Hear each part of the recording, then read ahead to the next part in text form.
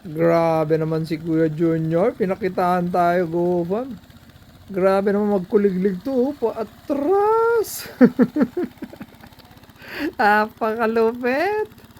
Yan ang maglinang, Gofam. Paatras. Alright, Gofam. So, nagpapabunot tayo ngayon. So, yung kinukuliglig kanina ay yun yung pinagpunlaan natin. Okay, joke lang yun ha. Baka maniwala naman kayo. Dahil ng basher dyan, Gofam.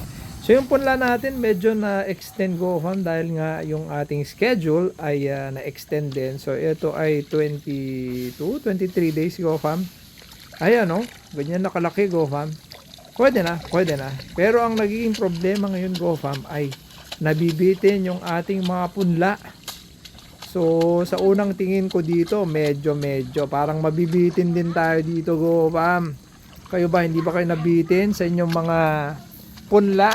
Problema ngayon, pagbitin talagang bitin. O yun, pinapagpag pa ni ate, pang malupitang bunot, Gofam. Kaya yung mga ganyang galawang, Gofam, tamang stress lang sa ating mga pananim. 'Di ba? Binabat-bat na tapos iniitsa-itsa pa o sangka pa. Talagang kawawa yung ating pananim. Plant shock, kumbaga. Huy! What's up, Gofam? Alright, so dito na tayo sa isang site, Gofam. So ito ay transplanted. Sakto, nabitin, Gofam. So dito naman, tetestingin natin yung ating palatak. Ayun yung palatak, Gofam. So sakto, 4,000 square meter. 4,000 square meter din yan. So check natin kung ano bang mas maganda, yung transplanted o yung palatak, Gofam. Yan, ako na magte-testing, Gofam, para sa inyo, para lahat hindi na kayo gagastos. So eto maganda, Gofam, kasi na-try natin to magpalatak last time, pero hindi pa natin nakita yung tubo niya kasi nasa kabilang site yun, Gofam.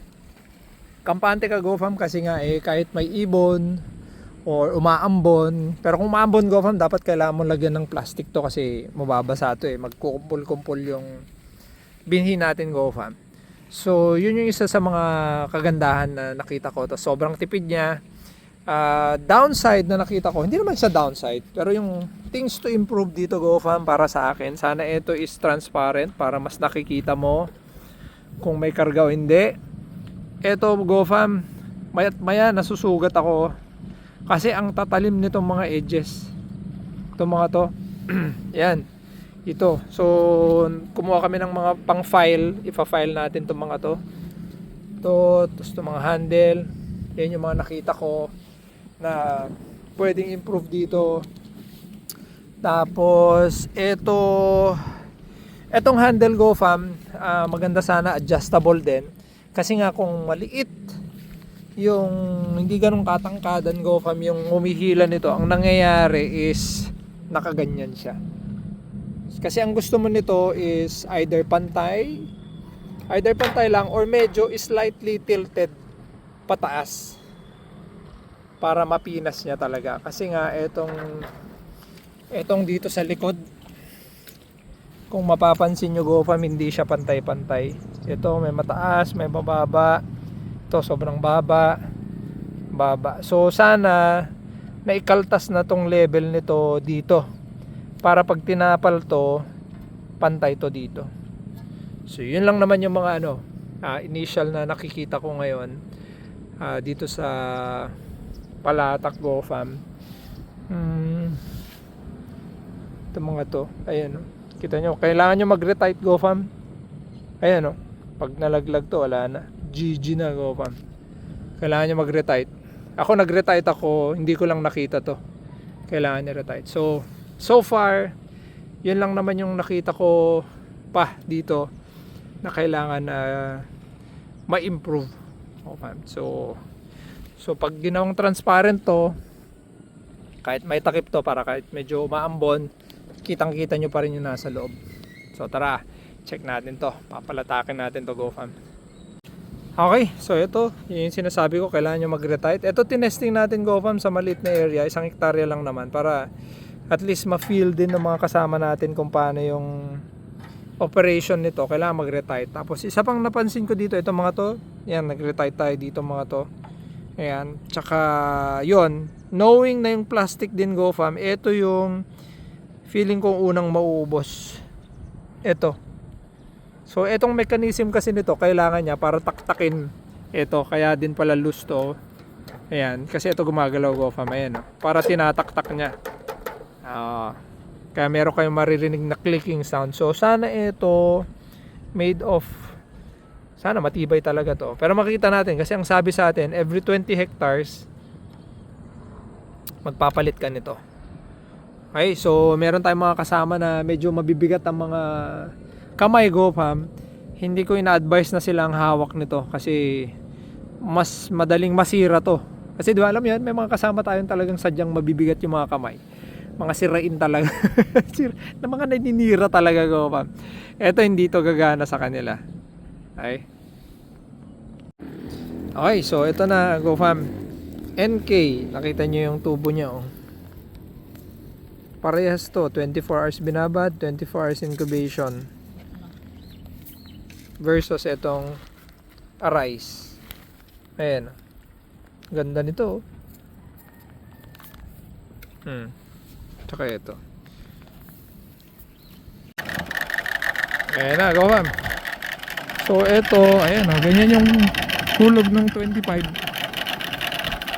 Ayan. So ito kasi, GoFam, is supposed to be transplant natin kahapon.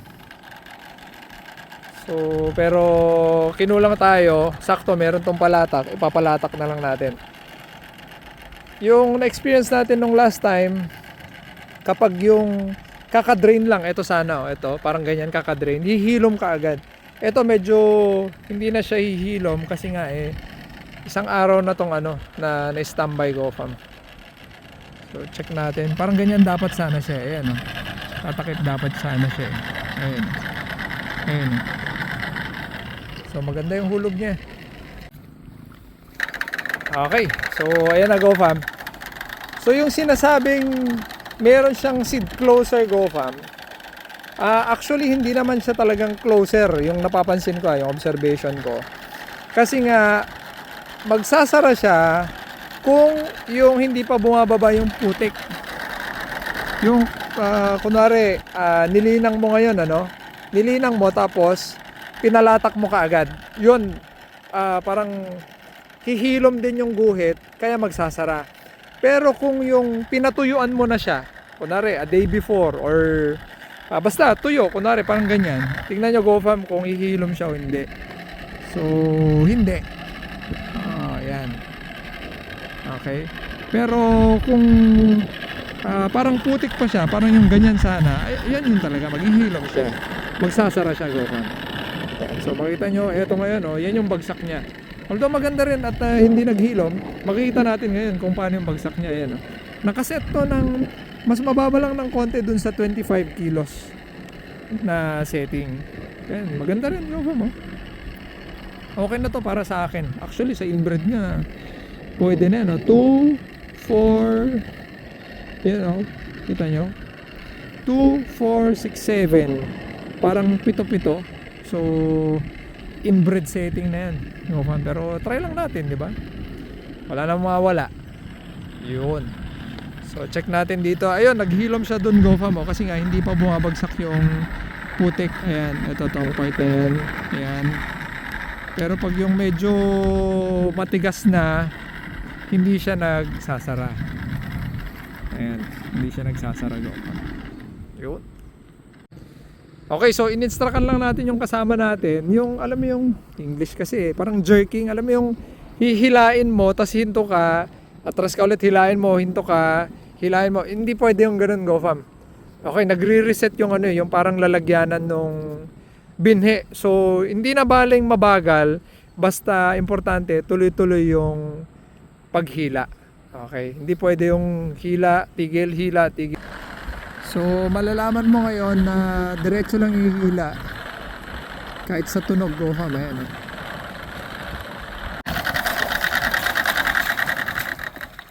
ayan. Okay, so ito na ulit. So So kaya naman GoFam ng isang tao lang, kaya lang mas maganda kung meron sana siyang kasama din na magbubuhat. Eh, magaan naman siya. Pero mas maganda pag kada buwelta merong kasama. Ayan oh. Ayan yung hulog oh. Ayan yung sinasabi ko. Ayan yung hulog niya. Yan yung setting namin ngayon. So ito, makikita nyo dito sa part na to. Ito yung sinasabi ko kanina, na medyo kahapon pa to napatuyaan GoFam. So hindi siya maghihilom. Pero tignan natin, obserba natin hanggang mamayang hapon kung maghihilom siya. Ayan o, napakabilis GoFam. Siguro ang computation namin sa 1 hektarya, siguro mga, kung isa lang GoFam siguro half day. Yan, kasi yung nag-testing kami nung last time, etong dalawang yan, mga nasa 3 oras GoFam. Actually, yung nagpapatagal GoFam, yung pagbuhat-buhat, tsaka yung pag-drain, yun yung nagpapatagal. Pero kung na-drain na sana, mas mabilis. Kaya lang ang problema naman pag na-drain na kaagad, yan yung sinasabi ko. Hindi siya basta-basta naghihilom. Hindi siya nagsasara GoFam. Ayan. Pero kung yung ganito sana, ayan, kita nyo, nagsara kaagad. Ayan. Ayan yung part na yan, yung basa. Pero yan, hindi na. Okay. So, pero check natin, obserbahan natin GoFam. First time natin to eh. Okay, makulit din yung style nitong dalawa. Hindi na sila nag-unan GoFam. Diretso na. So makita nyo dito, diretso na. Hanggang dito sa may semento. Okay, pero dito siguro try natin magpaunan lang. Pero doon hindi na. Kasi yung style ng iba na nakikita ko, nag-a-adjust sila ng konti dyan. Tapos dyan sila nag-start. Tapos pag natapos na sila, nilalagyan nila ng, sorry. Okay, naubo pa tayo. Nagumagawa sila ng unan dito. Pag ganun. Ayan. So, rest ng konti. Tsaka importante GoFam, dapat tinataktak mo. Papagpagin mo ng konti pag nandito ka na sa gilid. Kasi minsan, syempre basa din yung binhi GoFam, nagkukumpul-kumpul. Kaya advice ko, kapag nagbabad kayo, tapos, di ba, in-incubate nyo, siguro kahit mga 6 hours bago kayo magpalatak, i-air dry nyo lang GoFam para mas maganda yung laglag nung binhi. So, check natin. Ayan, yung laglag ng binhi GoFam mo. So, ang setting nito, nasa baba lang ng konti ng 25 kg. Ayan. So, mas maganda nga talaga yung kaka-drain mo pa lang, ipalatak mo na GoFam para maghilom. Para wala kang problema sa mga ibon, sa mga daga GoFam. Tapos yung pag yung medyo malakas-lakas na ulan GoFam, hindi siya matatangay, hindi magkukumpol-kumpol. Okay. Ayan, so eto GoFam is 2,000 square meters. So far hindi ko na nabilang, pero parang mga nasa 10 minutes na sila GoFam na naghihila.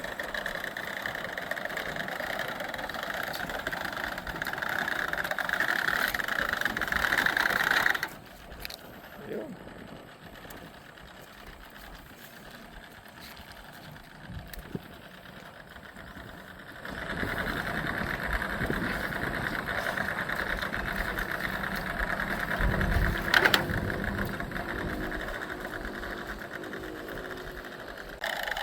So recommended ko GoFam per isang ganyan dapat 2. Pero pinaka the best 3 tao sa isang ganito. Yun yung pinakamaganda, hindi siya ganun kabigat, madali. Iba lang din pag yung magaan lang din yung trabaho, mas makakarami ka rin ng matatamnan GoFam kesa yung 1:1. Medyo mahirap pag 1:1 GoFam. Pero kaya naman kung talagang walang no choice GoFam, pwede na 1:1. Pero para sa akin, at least 2:1. Best is 3:1. May 3 tao sa isang palatak. Okay, so natapos na nila doon. Kinompute natin GoFam, 30 minutes yung 2 palatak, 2,000 square meters. So pag 1 hektarya GoFam, 2.5 oras kaya pag tuloy-tuloy. So sabi mo 3 oras na lang. 2 palatak, 3 oras sa 1 hektarya GoFam. Yun. Okay, so nag-testing din tayo GoFam dito. 30 kilos to. Ito naman is 25 kilos yung settings. Ayan, para makita rin natin. Total, nandito na tayo. Testingin na natin lahat GoFam, di ba? Para hindi sayang yung panahon. Okay, so tatlong balik na lang sila GoFam. Siguro mga 3 to 5 days mag-update tayo dito kung kumusta na. Ayun. Sana okay.